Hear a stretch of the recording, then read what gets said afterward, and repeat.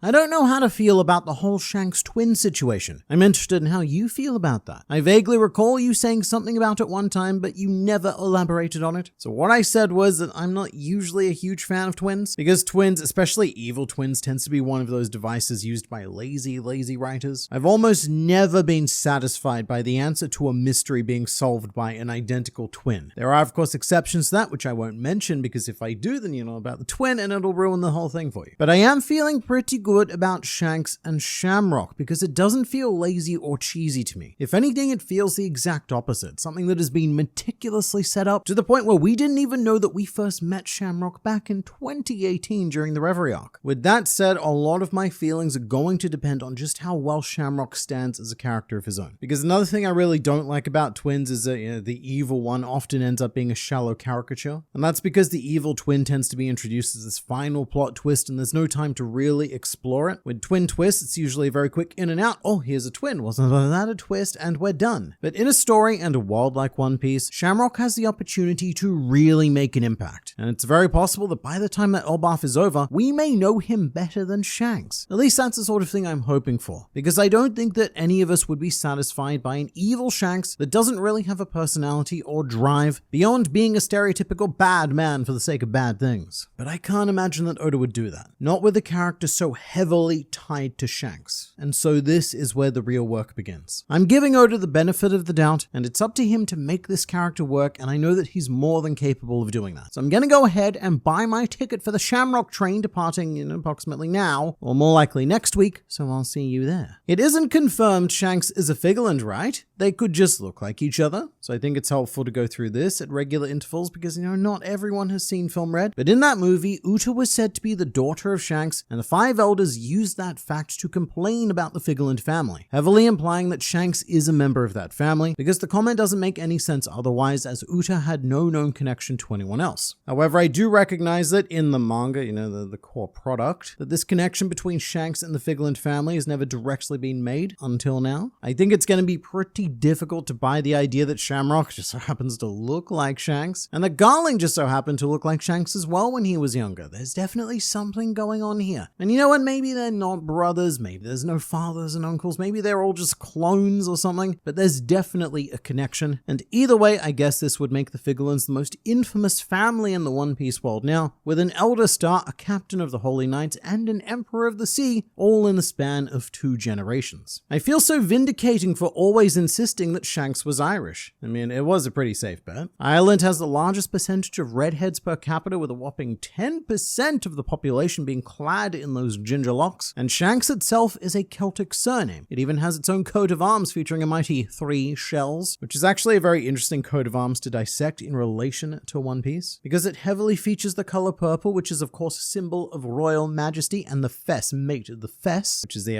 horizontal line across the shield, that is a sign of military honor, with the 3 shells being a symbol of protection. So all in all, the Shanks family coat of arms definitely reflects Garling and Shamrock quite well as members of the Holy Knights, who have the regal military honor of protecting the world nobles, and so it also reflects the origins of Shanks. Although we should always keep in mind that Shanks might not be his birth name. He may have just been called that because he got a bit stabby with the Roger Pirates as a baby. But you know what else really should have tipped us off to Shanks' Irish heritage? That's right, his crippling alcoholism. An Irish Australian is the most confusing thing an American can hear. Alright, so this is referring to me. I wouldn't call myself an Irish Australian because we've just been here so long that the Irish, it's all just vanished in all but name. But Australia was a dumping ground for the ne'er-do-wells of the UK, of which only half of Ireland is a part of. But my ancestors were sent to this country as prisoners, primarily for the crimes of forgery and stealing a horse. And clearly, they weren't very good at either, hence why I exist. Internet man, have you given any thought to the Bonney theories in regards to Shamrock being her biological father? Alright, so this sentence might sound a bit ridiculous at first, but there is a pretty horrifying possibility that this is true. And this dates all the way back to pre-time skip when, after the introduction of Emporio Ivankov, Oda got a flood of requests to show the gender-swapped versions of his characters in SBS segments. He went on to cover the Straw Hats, the 7 Warlords, the Admirals, and the Worst Generation, among others, and it was noted all the way back then that a gender-swapped Jewelry Bonney looks pretty damn similar to, if not smack bang Shanks, which then started a whole series database of theories that Shanks and Jewelry Bonney were related. Father, brother, uncle, I've heard them all. I will say that the brother idea made a lot more sense before we knew Bonney was 12, but up until now they'd mostly vanished from relevance. But now, we have a problem. Because we still don't know which world noble impregnated Ginny. All we know is that it was said a certain celestial dragon had his eye on her, which is definitely relevant because Shamrock's introduction box in this chapter labels him as a world noble. Not Goko though, which is interesting. She's just introduced as a holy knight, no nobility. So she may not be considered a world noble as we suspected from the last chapter, but Shamrock definitely is. And we do see the feet of this assumed world nobleman in Kuma's flashback, but they're silhouetted and too vague to come to any real conclusions, except that it would be much more likely for a member of the Holy Knights to be present on a battlefield against the Revolutionary Army than it would be a world noble themselves, just a regular bubble one. So maybe it was Shamrock who abducted Ginny. And perhaps that's why we still have Jewelry Bonney and Bartholomew Kuma with us on Elbaf right now, because their arc still isn't over, which would be a real dick move from that Ichiro Oda, because Bonney and what's left over of Bartholomew Kuma have finally achieved some state of peace and happiness, so just mate, leave them alone. And granted, this whole idea mostly hinges on a gag that Oda drew in an SBS, but these SBS gags have gone on to be shockingly relevant before. For example, another long-running gag is readers asking Oda to personify certain objects in the One Piece world, usually swords and other assorted weapons. And so Oda once drew the Wadoichi Monchi if it was a person, which down the line turned out to be the design of Shimotsuki Kozaburo, the man who made the Wado. So I definitely don't discount anything that happens in an SBS, even if it's a joke at the time, because sometimes Oda hides things like this in plain sight. And I have to say, it would be a great way to frame Shamrock as the worst person who's ever lived as quickly as possible. For him to be the man responsible for the Ginny incident, as well as a key figure in the suffering of Kuma, Bonney, and,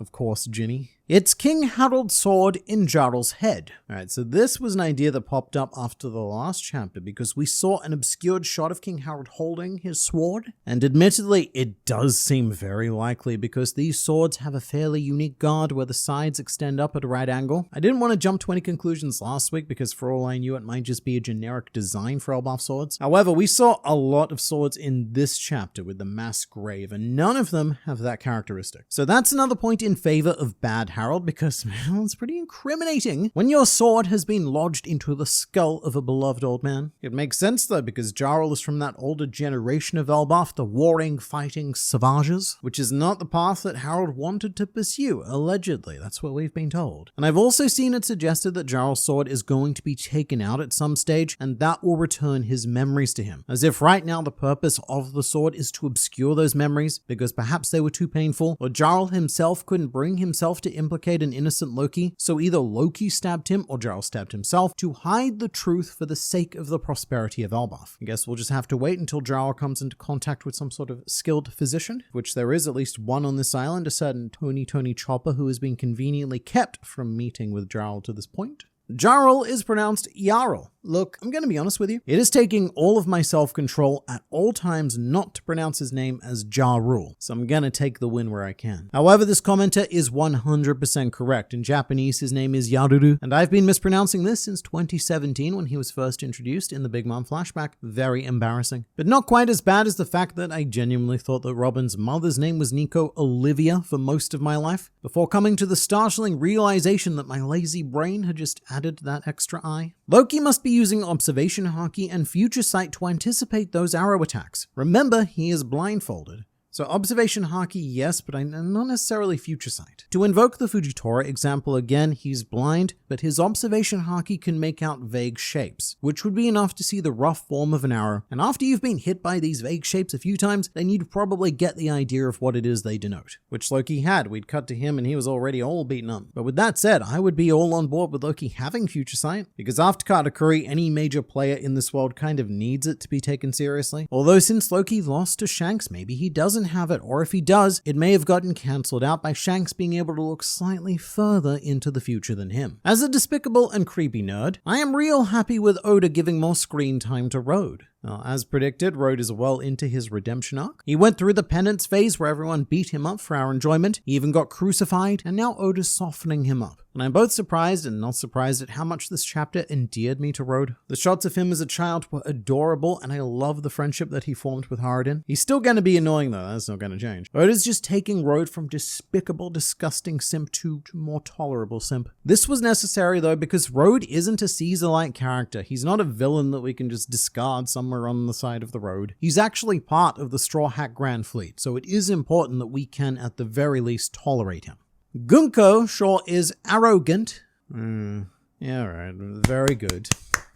I read Gunko's ability like a counter to Future Sight, where no matter what, her attack will hit. I think that's definitely how Gunko thinks of it, mostly due to the aforementioned arrogance, but I don't know how reliable her words are. Gunko considers these arrows to be a path to a certain future, but we really need to see how they interact with someone who can actually move and try to avoid them, because in the situation with Loki, I'm just going to say it, even without the arrows, Gunko's attacks are guaranteed to hit, and using the arrows here is completely superfluous. She's just showing off. But when it comes to Future Sight, one of the most important things about that ability is that it gives you the power to change the future. You get a glimpse of what's going to happen, so you can now manipulate events to make those happenings not happen. However, if there is genuinely nothing you can do to stop her attacks, even if you get that glimpse and see it coming, then that would be pretty damn cool as well, because that would mean that we would need to find a much more creative way to deal with Gunko. Are you going to talk about the Lego One Piece and Netflix collaboration? Sure. So it was announced very recently that One Piece would be getting an official collaboration with Lego, which has been a dream of Eiichiro Oda ever since One Piece began. And this is something that has been suspected ever since the start of Elbaf, when we spent a few chapters in Road's Lego World diorama. And I guess the idea may have been to line this chapters up a bit better with the announcement, but maybe there was some sort of delay, like I don't know. In any case, before you get too excited, this is strictly a collaboration with the Netflix live action One Piece, which I do think is unfortunate, because the world of Lego and the world of One Piece, they aren't hugely different in that anything is possible. So I do think it's a bit disappointing that these Lego sets are going to be restricted to what Netflix managed to build in real life, instead of taking full advantage of Oda's imagination and Lego's infinite ability to bring any imagination to life. With that said, I do get the logic behind it. I think the idea is to have a more guaranteed international appeal, and the Netflix viewing numbers are something very nice and tangible to show to Lego, which would be a lot harder to do with the One Piece manga and anime. For example, I do this poll every year, but I know that approximately 70% of people watching this video only read the manga scans and never the official translation. So it's not like Viz could take their numbers to Lego and present a good case for sets to be based on manga. And I will say, I do think that a live action Baratie set would be pretty damn cool, but I'm not sure about everything else. King Harold looks like the Spiral King from Gurren Lagann. He does look quite similar to Lord Genome, yes. However, there is someone within the One Piece world that Harold looks disturbingly identical to, and that is part of this next question.